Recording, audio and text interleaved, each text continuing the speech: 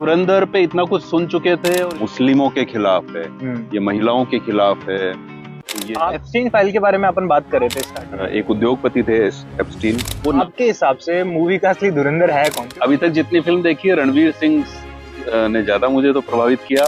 बहुत ही मिनिमम उसके डायलॉग हैं, लेकिन उसकी आंखें लगातार बोलती है। सारे वाह यार, पतंग आ गई, बहुत बढ़िया। तुम्हारा अपना एक नजरिया होगा, तुम एक पूरी की पूरी एक जनरेशन को रिप्रेजेंट करते हो, एक इन्फ्लुएंसर हो। मैं एक अलग जनरेशन को रिप्रेजेंट करता हूँ, एक जर्नलिस्ट हूँ। वैसे जनरेशन के हिसाब से सर आपको अक्षय खन्ना की टीम में होना चाहिए। तुम्हारी पीढ़ी उनको कितना जानती नहीं है? सर, विनोद खन्ना जी को कौन नहीं जानता। AR रहमान। हाँ, उन्होंने कहा कि मेरे धर्म के कारण मुझे काम मिलना बंद हो गया। ऐसा लगता है सर आपको होता है वाकई में इंडस्ट्री में? दुनिया भी बटी हुई है और बॉलीवुड तो बुरी तरह बटा हुआ है। तीन खान है, हाँ, तो उस हिसाब से देखे तो ऐसा तो कोई भेदभाव नजर आता नहीं है। उनको पूरा स्टारडम मिला है, उनको सिर माथे पे लोगों ने बिठाया। अरिजीत सिंह का कौन नहीं फैन होगा आज की तारीख में? बिल्कुल पॉइंट है सर, आपकी जनरेशन में, मेरी जनरेशन में, पुरानी जनरेशन, हर कोई फैन है। हाँ, तुम अनुपमा भी देखते हो? देखता हूँ सर।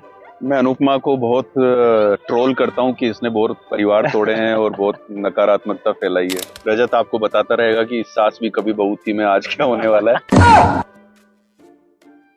हेलो दोस्तों, मैं हूं रजत और हमारे साथ आज फिर से एक बार मुकेश माथुर सर हैं। तो सर, पहले हमारे इस चैनल पर जो है बहुत सारी ऑडियंस आपसे बहुत सारी नॉलेज ले चुकी है, मीडिया को लेकर बहुत सारी चीजें हैं, और मैं हर रोज टीवी सीरियल्स के मूवीज के रिव्यू करता हूँ और लोग देखते हैं। मैं भी देखता हूँ, लेकिन मैं चाहता हूं कि आज आपका नजरिया सब लोगों को पता चले कि जब एक जर्नलिस्ट किसी एंटरटेनमेंट वाली चीज का रिव्यू करता है तो कैसा होता है। तो सबसे पहले मुझे आप ये बताइए कि आप अपने फ्री टाइम में भी आजकल क्या देख रहे हैं? मैं बहुत सारा OTT देखता हूँ और बीइंग ए जर्नलिस्ट मैं अलग अलग सभी तरह के सूचना माध्यमों पे और सारे वाह यार, पतंग आ गई, बहुत बढ़िया।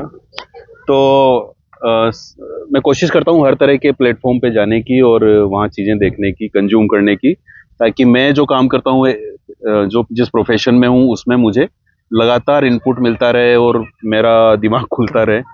बट मुझे लगता है कि हम लोग लगातार ये कोशिश करेंगे, तुम्हारे चैनल पे, मेरे चैनल पे, कि हमारे आसपास जो भी घट रहा है, सिर्फ एंटरटेनमेंट नहीं, एंटरटेनमेंट, स्पोर्ट्स, पॉलिटिक्स, हम जिस शहर में रहते हैं उसमें जो घट रहा है, हमारे राज्य में जो घट रहा है, दुनिया में जो घट रहा है। आज थोड़ी सी बात अपन एप्स्टीन फाइल पे भी करना चाहते हैं, तो उन सब पे लगातार हम कोशिश करें, वीकली या जैसे भी जो भी फ्रीक्वेंसी बैठती है, हम लगातार बात करें। तुम्हारा अपना एक नजरिया होगा, तुम एक पूरी की पूरी एक जनरेशन को रिप्रेजेंट करते हो, एक इन्फ्लुएंसर हो। मैं एक अलग जनरेशन को रिप्रेजेंट करता हूँ, एक जर्नलिस्ट हूँ। तो शायद देखने वालों के लिए कुछ रोचक निकल के आए, कुछ वैल्यू मिले। सर, एप्स्टीन फाइल पर अपन बात करेंगे, लेकिन उससे पहले कुछ धुरंधर हम बात कर लेते हैं, क्योंकि एप्स्टीन फाइल जब तक लोगों तक पहुंचेगी, अभी तक लोग धुरंधर से बाहर निकल नहीं पाए। एक्चुअली इवन अक्षय खन्ना से बाहर नहीं निकल पाए हैं। और आपने देखी धुरंधर? मैंने धुरंधर अभी देखी नेटफ्लिक्स पे। फिल्म में थिएटर में जाकर देखना चाहता था पर मौका नहीं मिला। तो फिर जैसा कि होता है, जब उसका सारा हाइप खत्म हो जाती है तो लोग सोचते हैं चलो अब यार OTT पे आ जाएगी तभी देख लेंगे। लेकिन सर, फायदा ये है कि ले आइए, फायदा ये है कि थैंक यू। जी रजत, जब OTT पे अपन देखते हैं सर, तो बहुत सारी चीजें हमारे सामने एक्स्ट्रा आती है। और वहीं पर हम थिएटर में देखने जाते हैं तो बहुत सारी चीजें कट होकर आती है, सेंसर होकर आती है। ऐसा है? उसमें बड़ा वर्जन आता है? बिल्कुल टीवी पे। अच्छा। OTT पर एक्स्ट्रा चीजें होती है सर।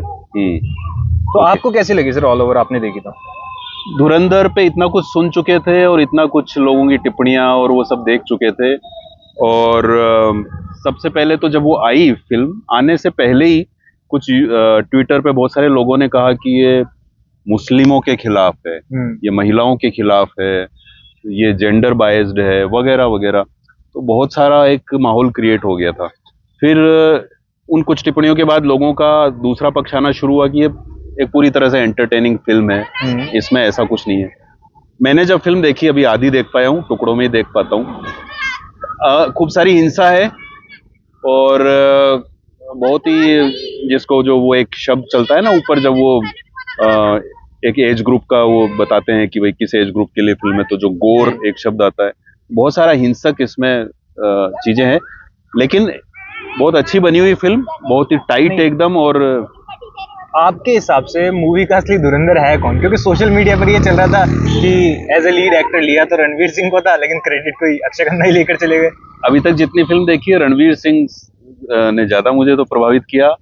बहुत ही मिनिमम उसके डायलॉग हैं, लेकिन उसकी आंखें लगातार बोलती है, उसके एक्सप्रेशन लगातार बोलते हैं। और इस रोल में हम जब उसको वैसे देखते हैं फिल्मों के से अलग, तो कैसा लगता है कि एक फुल ऑफ एनर्जी और बातें करता रहता है और बिल्कुल बहुत अतरंगी सी हरकतें करता है। लेकिन इसमें जो रोल है उसका, एक भारत का एक स्पाई है जो पाकिस्तान में जाके एक वो जगह है वहाँ पे, वहाँ के जो डॉन वगैरह ये जो भाई लोग हैं इनके बीच में मिक्स होता है, तो बिल्कुल वो न्याय करता है अपने वैसे रोल सर से। आपने स्टार्टिंग में जनरेशन की बात की थी, इसलिए मैं बात कह रहा हूँ। वैसे जनरेशन के हिसाब से सर आपको अक्षय खन्ना की टीम में होना चाहिए था। हो जाऊंगा फिल्म में आगे बढ़ते बढ़ते। अक्षय खन्ना का मैं हमेशा से मुरीद रहा हूँ। जब लोगों ने उसको फेल करार दे दिया था तब से मुझे उसकी भूमिका अच्छी लगती है, उसका उसका काम अच्छा लगता है। जो विनोद खन्ना में जो एक मैच्योरिटी थी, उसके पिताजी, पता नहीं तुम्हारी पीढ़ी उनको कितना जानती नहीं है। सर, विनोद खन्ना जी को कौन नहीं जानता। विनोद खन्ना जब आए थे तो कहा जाता था कि अमिताभ बच्चन का जो स्टारडम है और जो वो नंबर 1 स्टार हैं, उनको अगर किसी से खतरा है तो वो विनोद खन्ना है। विनोद खन्ना और वो गजब की परिपक्व एक्टिंग करते थे और बहुत ही, एक जो स्क्रीन पे जो अपीयरेंस होता था उनका बहुत अलग होता था। अक्षय खन्ना बहुत अच्छे एक्टर हैं और मैं शुरू से उनको देखता आया हूँ। तुम्हें पता होगा अक्षय खन्ना ने बीच में अवसाद में चले गए थे, डिप्रेशन में चले गए थे, और उसका कारण उन्होंने क्या बताया? उन्होंने कहा जब मेरे बाल उड़ गए सारे, तो इस कारण मैं डिप्रेशन में चला गया, मुझे लगा दुनिया लूट गई। तो एक जो होता है ना कि हमारे जीवन में बहुत सारी चीजें ऐसी होती हैं जिनको हम झेल नहीं पाते, उन वो उस चीज से वो चले गए थे। लेकिन वो बहुत अच्छे एक्टर हैं और इस फिल्म में उन्होंने खुद को पर साबित सर मुझे ऐसा लगता है कि जब से उनके बाल गए ना, तब से वो लोगों को ज्यादा पसंद आने लगे। हाँ पता नहीं, बट वो बहुत अच्छे एक्टर हैं, उसमें कोई दो राय नहीं। और इस फिल्म में भी अभी तक जितना मैंने देखा, अभी तक वो गाना नहीं आया है जिसमें वो जिसमें उनका वो जो डांस स्टेप है वो जो वायरल हुआ था, और वो जो सिंगर है उसको कल परसों पता चला कि वहाँ के जो रिकॉर्ड टूट गया, रिकॉर्ड तोड़ दिया उन्होंने किसी म्यूजिक चार्ट में। बिल्कुल बिल्कुल। वो गाना अभी तक आया नहीं है और वो उसका मेरे को इंतजार है देखने का, वो जो बीट्स हैं और वो जो उनका। इस गाने से अभी मुझे याद आया कि इंडिया में हमारे लेजेंड कहे जाते हैं, ऑस्कर इंडिया के लिए जो लेकर आए हैं AR रहमान, उनको लेकर भी बहुत कुछ चल रहा था अभी सोशल मीडिया पे। हाँ, उन्होंने कहा कि मेरे धर्म के कारण मुझे काम मिलना बंद हो गया। ऐसा लगता है सर आपको होता है वाकई में इंडस्ट्री में? दुनिया भी बटी हुई है और धर्म के नाम पे, जातियों के नाम पे, कलर के नाम पे, क्षेत्र के नाम से, राज्य के नाम से बटी हुई है। और ये हम हर जगह देखते हैं, हमारे फैमिली के व्हाट्सएप ग्रुप से लेके, और जो रोज खबरें आप सुनते हैं पढ़ते हैं उन सब में देखते हैं कि किस कदर बटी हुई है दुनिया। ऐसे में किसी को हिंदू होने के कारण उसका बहिष्कार हो जाए वो भी संभव है आज की तारीख में। किसी को मुस्लिम होने के कारण कोई भेदभाव झेलना पड़े वो भी पॉसिबल है। मैं नहीं मानता कि उनके कहे हुए में कुछ गलत होगा। और बॉलीवुड तो बुरी तरह बटा हुआ है, आपने देखा होगा कितनी एजेंडा फिल्में बनती हैं, और बॉलीवुड में दो धड़े एकदम स्पष्ट हैं, एक ये है जो राइट विंगर है, दूसरा लेफ्ट वाला है। तो ये कोई बड़ी बात नहीं है अगर उनको उससे काम मिलना कम हुआ हो। हालांकि उन्होंने बिल्कुल भी ये नहीं कहा है कि मुझे इस देश से कुछ मिला नहीं है जी, मुझे जो कुछ मिला है इस देश से मिला है। लेकिन सर जैसे कि आप बोल रहे हो कि ऐसा होता है बॉलीवुड में, लेकिन मोस्टली जो हमारे जो बड़े एक्टर हैं, हम जो बोलते 3 मेन बड़े एक्टर हैं, 3 खान है, हाँ, तो उस हिसाब से देखे तो ऐसा तो कोई भेदभाव नजर आता नहीं है सर। अब उनको पूरा स्टारडम मिला है, उनको सिर माथे पे लोगों ने बिठाया। इसका मतलब ये नहीं कि कोई दूसरे किसी, भाई शाहरुख खान क्या कम ट्रोल होता है जब कोई वो बयान देता है। एक वाइल्ड कार्ड एंट्री हुई थी हमारे भजन सम्राट जी की, जिनको इंडिया के अंदर भजन सम्राट कहा जाता है, अनूप जलोटा जी। उन्होंने कहा कि अगर आपको धर्म के कारण काम नहीं मिल रहा है तो वापस हिंदू बन जाइए।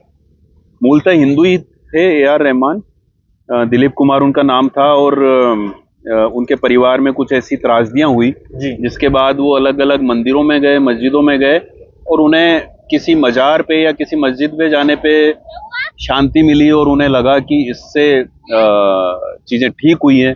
उन्होंने धर्म परिवर्तन कर लिया।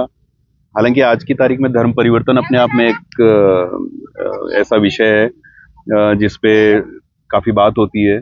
तो अनूप जालोटा तो बोल सकते हैं, अनूप जालोटा की तरह 100 में से 90 लोग जो सेंटिमेंट चल रहे हैं, जो माहौल चल रहा है, जो सत्ता चल रही है, उसकी सुर में सुर मिलाते हैं, तो उन्होंने ऐसा बोला होगा। वैसे अनूप जलोटा जी भी बड़े पॉपुलर है सर, हमने उनको बिग बॉस में भी देखा है और वो भी अपने अतरंगी अवतार दिखाते रहते हैं अक्सर। हाँ, वो भी अपने हिसाब से लाइफ को जीते हैं। बहुत सारे लोग ए आर रहमान के पक्ष में आए, बहुत सारे खिलाफ आए, पर मुझे क्या लगता है कि ए आर रहमान उन कुछ कलाकारों में से हैं जो बनावटी नहीं बोल सकते, वो पॉलिटिकली करेक्ट बात नहीं बोल सकते। अनूप जालोटा ने पॉलिटिकली करेक्ट बात बोली जो आज की सत्ता को सूट करेगी, आज के सेंटिमेंट्स को सूट करेगी। उनको ज्यादा गाने मिलेंगे, ज्यादा स्टेज शो मिलेंगे ऐसा बोलने के बाद। ए आर रहमान, अरिजीत सिंह, एक लंबी लाइन है जिनको मैं तो बहुत मानता हूं, जितना ए आर रहमान को मानता हूं, जितना अरिजीत सिंह को मानता हूं। ये लोग ऐसे हैं जो बनावटी नहीं बोल सकते, उनके दिल में जो होगा, जो फील करेंगे वो बोल देंगे। कभी ना कभी कोई ना कोई चीज ऐसी ए आर रहमान के साथ हुई होगी तो उन्होंने ऐसा बोला होगा, ऐसा मुझे लगता है। सर अरिजीत सिंह को लेकर भी आपने रिसेंटली अपने इंस्टाग्राम पर पोस्ट शेयर की थी, मैंने देखी। तो फैन है सर उनके?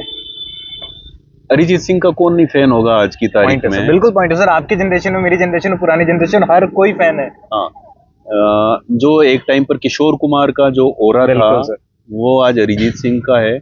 और अरिजीत सिंह का के गाने और वो जो संगीत में उनका डूबा होना वो तो एक एस्पेक्ट है, वो एक इंसान के तौर पे बहुत ही अच्छे व्यक्ति हैं। आप उनके कोलकाता में अपनी पत्नी के साथ स्कूटर पर जाकर सब्जियां खरीदते का वीडियो देख सकते हैं और वो स्टूडियो में पागलों की तरह रीटेक पे रीटेक करते रहते हैं। उनका म्यूजिक डायरेक्टर बोलता है हो गया यार, बट वो लगे रहते हैं, तो वो पूजा की तरह काम को करते हैं। कई बार मैं भी सोचता हूँ सर अरिजीत सिंह जयपुर से होते तो शायद हमें भी कहीं पर चलते दिख जाते हैं। पर उनका शो हुआ था यहाँ पे और मैंने तो 3-4 घंटे कुर्सी पे खड़े होके थिरकते थिरकते गाने सुने उनके सारे। तो कुछ लोग ऐसे होते हैं जो जिनके पास जाके या जिनको देख के आप अपना खुद को भूल जाते हो, मैं क्या हूँ क्या नहीं हूँ वो सब भूल के आप उसमें डूब जाते हो। अरिजीत सिंह, ए आर रहमान ऐसे लोग हैं। सर एप्स्टीन फाइल के बारे में अपन बात कर रहे थे स्टार्टिंग में, वो क्या है आप थोड़ा सा बताइए कि मैंने अभी तक नहीं देखी है। अच्छा, तो हम लोग जर्नलिस्ट हैं तो शायद हम लोग ऐसी चीजें जल्दी देखते हैं या उनके बारे में सुनते हैं, उन पे अपनी राय बनाते हैं। एप्स्टीन फाइल अमेरिका में एक कोई उद्यमी थे, एक उद्योगपति थे एप्स्टीन। उनका अपना एक टापू था, एक पूरा उन्होंने एक खरीद रखा था पूरा द्वीप जी। उनका अपने चार्टर प्लेन होते थे, सब होते थे। और उनका उद्यम क्या था, उनका उद्योग, उनका काम क्या था, वो नाबालिग लड़कियों को अपने टापू पे बुलाते थे और बुलाते थे दुनिया के बड़े लोगों को, जिनमें कुछ नाम तो सबको पता है, Trump, Bill Gates, bill Clinton, कई देशों की में जो राजा राजकुमार हैं वो लोग, और बहुत सारे सेलिब्रिटीज वहाँ आते थे। और वहाँ पे सब तरह का गलत काम होता था उन बच्चियों के साथ। और एक टाइम ऐसा आया जब उन्हें गिरफ्तार कर लिया गया। फिर एप्स्टीन की जेल में मौत हो गई संदिग्ध तरीके से, कहा गया है कि उनको जहर देके मारा गया है या जो भी, क्योंकि बहुत सारे लोगों की प्रतिष्ठा। मतलब उनको गिरफ्तार किया किसने? मतलब आगे ट्रम्प वहां पर जा रहे हैं तो ऐसा कौन आगे जो उनको गिरफ्तार कर लेगा? देखिए, वहाँ ट्रम्प आ जाए चाहे कोई आ जाए, लेकिन अमेरिका में न्यायपालिका बहुत मजबूत है। वहाँ की जो संसद है, सीनेट है, वो अभी भी निष्पक्ष होकर काम करती है, आवाज उठाती है, लोकतंत्र बहुत मजबूत है। ऐसे में उनकी जांच हुई और वो गिरफ्तार हुए, फिर उनकी मौत हो गई। अभी हाल ही में नई जो अपडेट हुआ है नया, वो ये कि एप्स्टीन फाइल्स जिसको कहा जा रहा है, उनके सारे मेल और उनके सारे पिक्चर्स जो उनसे जुड़े, तो वो सब धीरे धीरे जारी किए जा रहे हैं ऑफिशियली। अब ये सर ये रिलीज कैसे होने दी है? मैं तो ये सोच रहा हूँ रिलीज हुई कैसे? एटलीस्ट अमेरिका पे तो हमारा या भारत का कोई बस चलता नहीं है, वहां तो चीजें रिलीज हो ही जाएंगी। तो हमारा तो बस उस पर चलना नहीं था, वहां ट्रम्प का भी बस नहीं चला। ट्रम्प ने काफी कोशिश की, हालांकि जैसा आप कह रहे हो, रोकने की बहुत कोशिश की, लेकिन अंततः वहां पे पूरी संसद की सुनी जाती है, न्यायपालिका की सुनी जाती है, तो वो जारी होगी। सर मैं आज जाते ही सबसे पहले धुरंधर एक बार वापस देखूंगा। मुझे नहीं पता इंडिया में नेटफ्लिक्स कितने दिन का मेहमान है। नहीं, ऐसा नहीं है, नेटफ्लिक्स कहीं नहीं जाएगा। जब टैरिफ लगा भारत पे बहुत सारा, ट्रम्प ने वो टैरिफ लगाया, तो बहुत सारे लोगों ने कहा यार आईफोन खरीदना बंद कर दो, नेटफ्लिक्स देखना बंद कर दो, गूगल बंद कर दो, एप्पल बंद कर दो, तो अपने आप उनकी अर्थव्यवस्था बैठ जाएगी। बिल्कुल। बट ये अव्यवहारिक बातें, सह अस्तित्व का मामला होता है। मैं तुम्हारे ऊपर निर्भर हूँ, तुम मेरे ऊपर निर्भर हो, तभी हम दोनों आगे बढ़ेंगे। बिल्कुल। जैसे ये हम वीडियो बना रहे हैं, तुम भी हो, मैं भी हूँ, और मिलके शायद ये लोगों के लिए अच्छा कंटेंट ये देखने को मिलेगा। तो सारे देश एक दूसरे पर निर्भर हैं। कोई ऐसा नहीं सोच सकता कि मैं बहुत बड़ा टैरिफ लगा दूं और मैं चलता रहूं। अंततः अमेरिका को भारत की भी जरूरत पड़ेगी, दूसरे देशों की भी जरूरत पड़ेगी। तो सर एप्स्टीन फाइल जो है ये मतलब फैमिली के साथ अपन देख सकते हैं या फिर? एप्स्टीन फाइल पे एक सीरीज बनी है नेटफ्लिक्स पे, और वो जरूर देखनी चाहिए। उससे आपको इस पूरे मामले के बारे में पता चलेगा, और हर घटनाक्रम का हमें पता होना चाहिए ताकि हम अवेयर हों, उस पर बात कर सकें, अपनी राय बना सकें और समाज को दिशा दे सकें, सही को सही, गलत को गलत बता सर सकें। बीइंग ए जर्नलिस्ट आपको क्या लगता है जो वेब सीरीज वगैरह बनती है, रियल लाइफ जो भी इंसिडेंट होते हैं, रियलिटी से होता है कुछ वास्ता है, फिर सिर्फ एंटरटेनमेंट के लिए होती है? नए जो डायरेक्टर हैं वो जी। कोशिश तो करते हैं जो जैसा है वैसे उसको निभाएं, उभारें, लेकिन कई सारी सीरीज आपने शायद वो तो देखा हो, हनी सिंह पे एक डॉक्यूमेंट्री बनी, जी। फिल्म या डॉक्यूमेंट्री Netflix जो भी पे। नेटफ्लिक्स पे, तो उसमें क्लियर बायस दिखा, कैसे बायस दिखा, कैसे पक्षपात दिखा। उसकी जो भी डायरेक्टर उसके जो हैं, उन्होंने उसमें उसका मानवीय चेहरा उभारने की कोशिश की। हनी सिंह जो नशे में बुरी तरह डूबे रहे, दूसरे सब तरह की गंदगी में डूबे रहे, जिनका करियर बर्बाद हो गया, जो अवसाद में डूब गए, फिर वापस आए, जी। फिर अपने एक मिलेनियम या क्या नाम था उनके उसका एल्बम का, उससे वापस मिलेनियर, उससे वापस आए। अब उनकी ब्रांडिंग करनी थी, तो टाइमिंग ऐसी चुनी कि जब उनका लॉन्च हो रहा है उसके आसपास ही ये डॉक्यूमेंट्री आई। और उस पूरी डॉक्यूमेंट्री में वो सब मानते हैं कि मैंने नशा किया, मैंने ये किया, मैंने वो किया, लेकिन उस सब के बीच में कहीं ना कहीं उसको हीरो बनाया जा रहा है, मतलब वो उसको विक्टिम की तरह खेला जा रहा है। एक्टिविटी पूरी तरह पीआर एक्टिविटी लगी मुझे वो।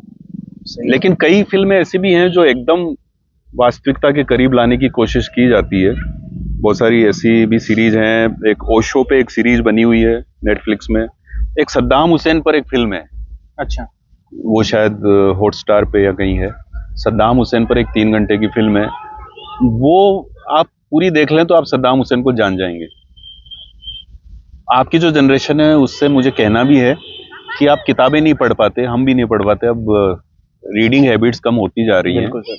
लेकिन अगर ये इनकी बायोग्राफी पे, इनके पूरे जीवन पे जो फिल्में बनती है वो देख लेंगे तो एटलीस्ट इन किरदारों को जान लेंगे। सद्दाम हुसैन की आप फिल्म देखिए, और वो इतनी ग्रिपिंग और इतनी बांध लेने वाली फिल्म है कि आप उससे एक पल भी नहीं हटेंगे, और आप उस डिक्टेटर को पूरा जान लेंगे कि कैसे वो संसद में अपने सामने विरोध करने वाले लोगों को पीछे ले जाके उनकी हत्या करवा देता था, कैसे अमेरिका ने रासायनिक हथियार का झूठ बोल के उस पर हमला किया, फिर वो कैसे छिपता फिरा एकदम भिखारियों की तरह वो नीचे अंडरग्राउंड रहा, फिर उसको ढूंढ के निकाला गला पकड़ के, उसको फांसी दी। फांसी देते हुए वो अल्लाह अकबर बोलता रहा। वो वीडियो आपने देखा होगा उसका वास्तविक। ये सर हॉटस्टार पर है? ये शायद हॉटस्टार पे है। ये मैं पक्का देखने वाला हूँ सर। हाँ। तो ये डॉक्यूमेंट्रीज काफी कुछ आपको उस किरदार के करीब ले जाती हैं। सर बाकी सब ठीक है, लेकिन ये चाय बड़ी अच्छी थी, और आप हमको दोबारा मंगाऊं? नहीं दोबारा नहीं सर, नेक्स्ट वीडियो के लिए हम बाकी रखते हैं इसको। हाँ। क्योंकि ऑडियंस भी हमारे साथ जुड़ी होगी जितनी भी, बिल्कुल, तो उन्होंने भी जरूर देखा होगा। और तो आगे हम ये कोशिश करेंगे, डिस्कशन को कंटिन्यू करने की कोशिश करेंगे, और होपफुली सब देखने वालों को भी मजा आएगा। बिल्कुल, और हर बार नए विषय चुनने की कोशिश करेंगे। बिल्कुल सर, है ना। और तुम थोड़ा ओटीटी ज्यादा देखना ताकि तुम बराबर की राय रख सको। एक्चुअली सर क्या है, क्योंकि मैं हो सकता सीरियल का फैन हूं सर। क्योंकि मैं हो सकता हूँ एक तरफा राय रखूं, तुम कुछ नई बात उसमें बताओ। एक्चुअली सर मेरी जो ऑडियंस है ना, उनको अच्छी तरीके से पता है कि ये इंसान Serial टीवी सीरियल वाला है। इवन मेरे तुम अनुपमा भी देखते हो? देखता हूँ सर। मैं अनुपमा को बहुत ट्रोल करता हूँ कि इसने बहुत परिवार तोड़े हैं और बहुत नकारात्मकता फैलाई है। अब सर एंटरटेनमेंट के लिए होते हैं, लेकिन अगर हम टीवी सीरियल्स को, मूवीज को मतलब सीरियसली लेने लग जाएंगे तो वो एंटरटेनमेंट साइड में रह जाएगा सर। हाँ। तो मैं हमेशा अपनी ऑडियंस को ये कहता हूँ कि ठीक बात है, देखना है तो एंटरटेनमेंट के लिए देखो, रियल लाइफ से कनेक्ट करोगे तो कुछ भी नहीं होना है। हाँ, अब आप धुरंधर को दिल पे ले लोगे तो फिर आप बंदूक चलाना शुरू कर दोगे। सर बनाने वालों ने जब एंटरटेनमेंट के लिए बनाई है तो हम देखने वाले क्यों सीरियस हो रहे हैं? बिल्कुल सही बात है। तो सर आज का डिस्कशन तो मेरे लिए बड़ा मजेदार रहा, ऑडियंस को पक्का मजा आया होगा, और वर्ल्ड कप आने वाले हैं तो अगली बार शायद हम उस पर चर्चा करें। बिल्कुल। तो आप सब लोगों को कह दीजिए सर कि जुड़े रहें और देखते रहें। हाँ, रजत को जरूर आप फॉलो करते रहें, मुझे भी फॉलो करते रहें। रजत आपको बताता रहेगा कि सास भी कभी बहू थी में आज क्या होने वाला है, और मैं आपको एप्स्टीन फाइल का सच सुनाता रहूंगा। Thank you so much. Thank you.